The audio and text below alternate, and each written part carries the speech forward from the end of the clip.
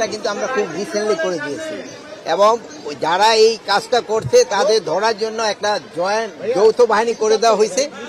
আপনারা কয়েকদিনের ভিতরে হয়তো ভালো সংবাদ পাবেন। এই যৌথ বাহিনী অভিযান চালিয়ে যারা এখানে ফায়ার করছে তাদের আমরা আইনের আওতায় নিয়ে আর অস্ত্র উদ্ধারের ব্যাপারে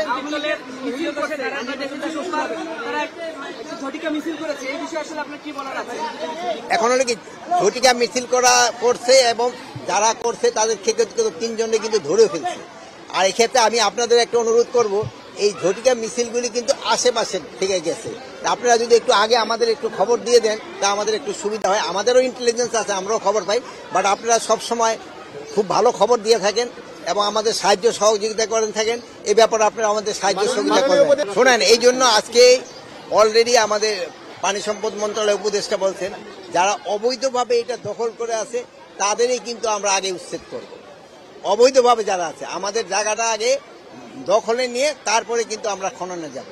আর একটা এই খালের প্রতি আমার একটা আলাদা মায়া রয়ে গেছে, যেহেতু একসময় জানেন যে এই কেরানীগঞ্জ এবং সিরাজদিঘা একই কনস্টিটিউয়েন্সি ছিল।